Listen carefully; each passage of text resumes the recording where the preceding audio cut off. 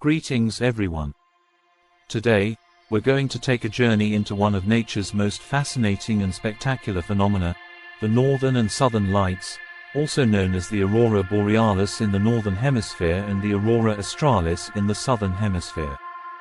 You've likely seen pictures or videos of these breathtaking displays of shimmering, dancing lights in the sky, but what exactly causes them? Why do we only see them in polar regions? And what role does our planet play in their creation?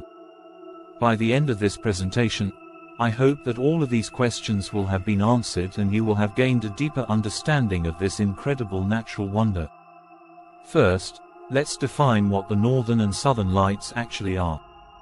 The auroras are vibrant, multicolored light displays that appear in the sky, typically near the polar regions. While most commonly green, they can also exhibit shades of red, pink, yellow, blue, and violet. The lights seem to dance and ripple across the sky, creating an ethereal, almost otherworldly experience for those lucky enough to witness them.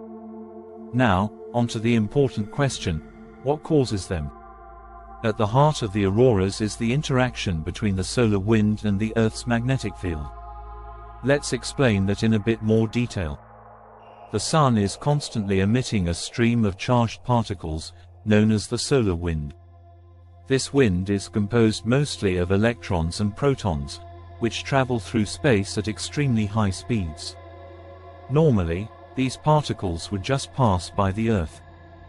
However, our planet is surrounded by a protective magnetic field, also known as the magnetosphere.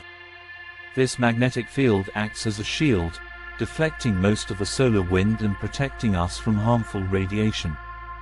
But at the polar regions, where the magnetic field lines are more open and extend out into space, the charged particles from the solar wind can penetrate deeper into the Earth's atmosphere. This is where things start to get interesting. Once the charged particles from the solar wind enter the Earth's atmosphere, they collide with gas molecules, primarily oxygen and nitrogen. These collisions transfer energy to the gas molecules, exciting them. However, excited molecules don't stay in that state for long. They release that energy in the form of light, which we see as the auroras. Different gases produce different colors. For example, oxygen produces the most common auroral color, which is a yellowish-green.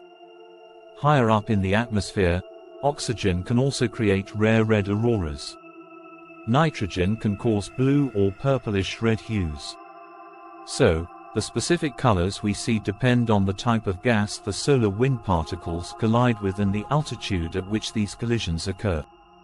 This leads to another common question: why do we mainly see auroras in polar regions, rather than everywhere around the globe? The answer lies in the shape and strength of Earth's magnetic field. As mentioned earlier, the Earth's magnetic field acts like a shield, but it's not uniform. It's strongest near the poles, where the magnetic field lines converge and funnel the charged particles from space toward the poles. Because of this funneling effect, the auroras are typically concentrated around the polar regions, forming what's known as the auroral ovals, ring-shaped regions centered around the geomagnetic poles. The northern lights are generally seen in places like Alaska, Canada, Scandinavia, and Russia, while the southern lights are visible in areas like Antarctica, New Zealand, and southern Australia. Another important factor in the visibility and intensity of auroras is solar activity.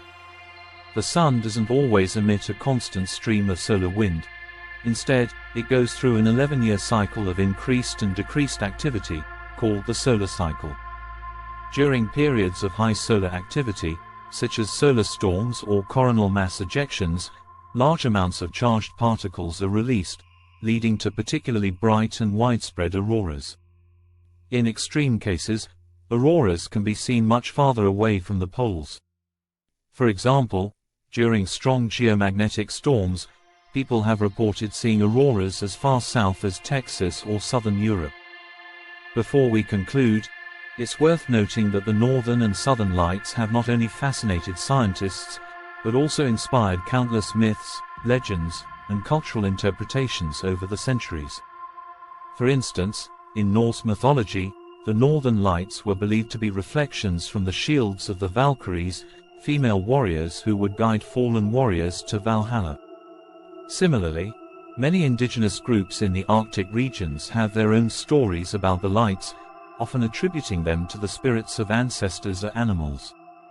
Even today, the auroras hold a special place in the hearts and minds of people, attracting visitors from around the world to witness their beauty firsthand. In conclusion, the northern and southern lights are the result of a beautiful interplay between the Sun, the Earth's magnetic field, and our atmosphere. As charged particles from the Sun collide with gas molecules high in the Earth's atmosphere, they create stunning displays of light that are as mysterious as they are captivating. Although we understand the basic science behind auroras, there's something about them that still feels magical.